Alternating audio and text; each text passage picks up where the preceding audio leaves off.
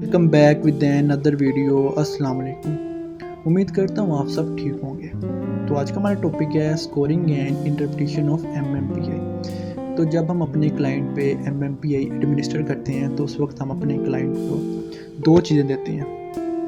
एक ये बुकलेट जिस पे आइटम्स या स्टेटमेंट्स दी होती हैं। सेकेंडली ये आंसर शीट जिस पे क्लाइंट ने आंसर करना होता है। हम अपने क्लाइंट को इंस्ट्रक्शंस देते हैं कि ये बुकलेट जो है वो स्टेटमेंट्स पे मुश्तमिल है। आपने हर स्टेटमेंट को केयरफुली रीड करना है।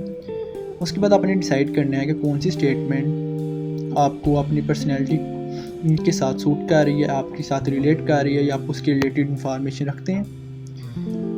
आपने डिसाइड करना है कि कौन सी स्टेटमेंट राइट है आपके लिए, कौन सी रॉन्ग है। यानी कि आपने राइट और रॉन्ग की सूरत में आंसर करना है। आप प्लस माइनस की सूरत में, गलत और सही की सूरत में, टिक और क्रॉस की सूरत में भी आंसर कर सकती हैं। बट आपने ये चीज़ माइंड में रखनी है कि आपने बुकलेट पे कोई निशान नहीं लगाना, ठीक है।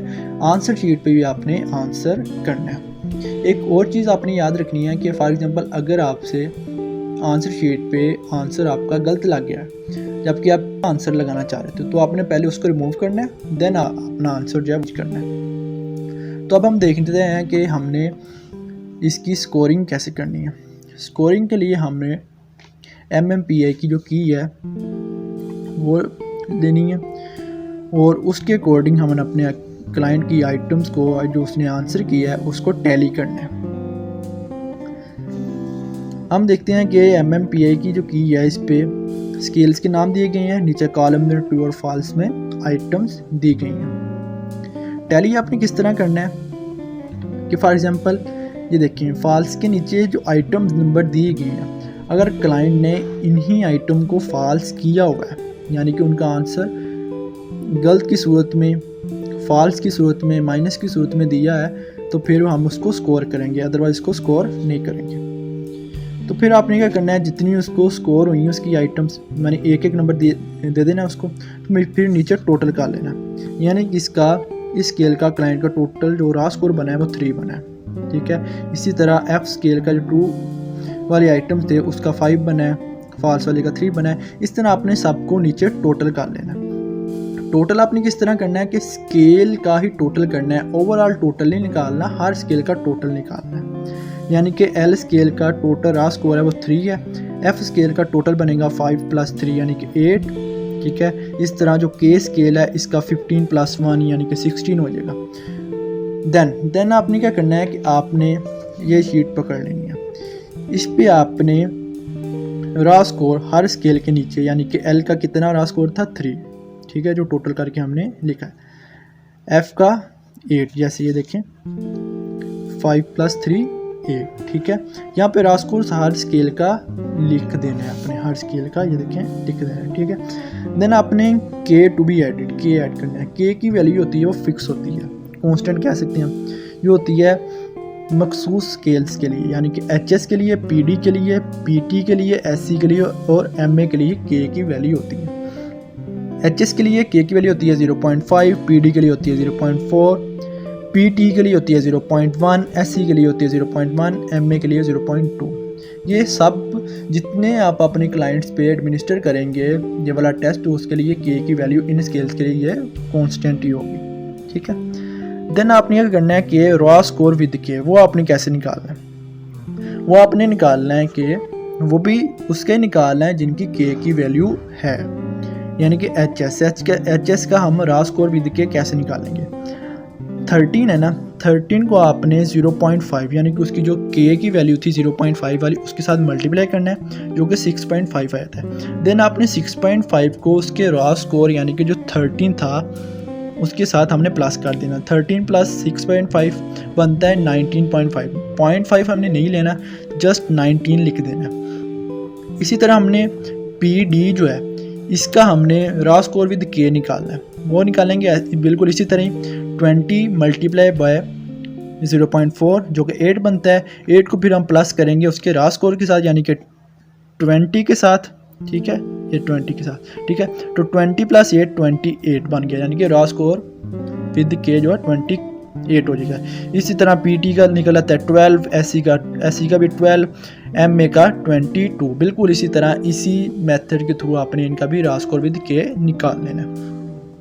देन हम आते हैं टी स्कोर करेक्टेड की तरफ कि वो हमने कैसे निकालना है।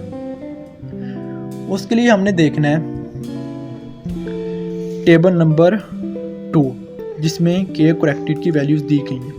ये मेल के लिए अलहदा होंगी, फीमेल के लिए अलहदा होंगी, क्योंकि हमने अपना टेस्ट जो है ये वाला मैंने अपने क्लाइंट जो मेल था उस पर एडमिनिस्टर किया था, तो इसलिए मैं मेल का टी स्कोर चेक करूँगा।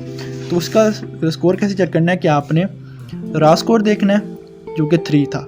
ठीक है, हम देखते हैं 3 कहाँ पे लाइक आ रहा है। यहाँ पे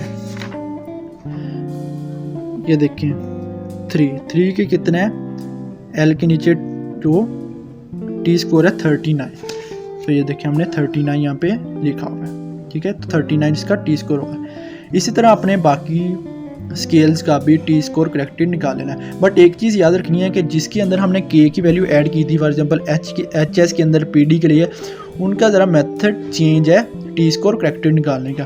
उनका हमने टी स्कोर करेक्टेड हमने रॉ स्कोर विद के वाली वैल्यू के साथ निकालना है। फॉर एग्जांपल हम 19 का टी स्कोर करेक्टेड निकालेंगे। अब हम देखते हैं 19 का टी स्कोर करेक्टेड क्या है। 19 ये देखिए 19 और इसका टी स्कोर एच एस का 58, ये देखें 58 लिखा हुआ है। इसी तरह बाकी जो हैं जिनके अंदर हमने के की वैल्यू ऐड की थी उनका भी जो रॉ स्कोर भी उसके टी स्कोर करेक्टेड हमने निकालना है।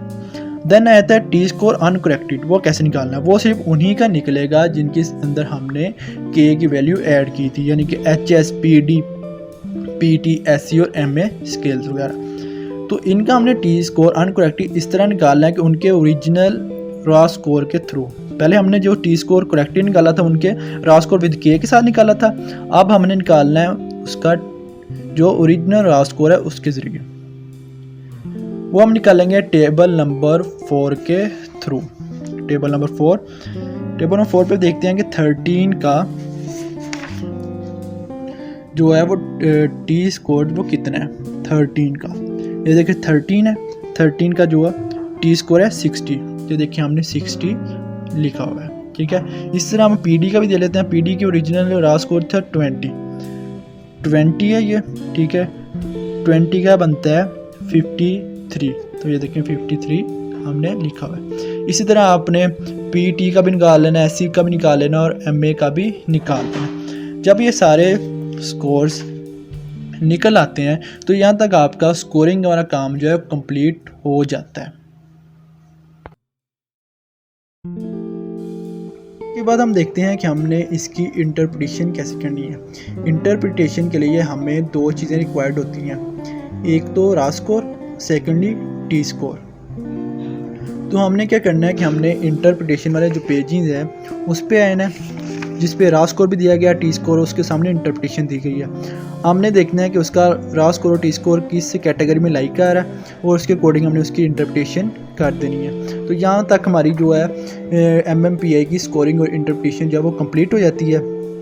तो आज तक के लिए इतने, इंशाल्लाह नेक्स्ट किसी वीडियो में मिलते हैं किसी नए टॉपिक के साथ। तब तक के लिए हमारे चैनल को कर लें सब्सक्राइब और लाइक और कमेंट करना मत भूलिएगा। अल्लाह हाफिज़।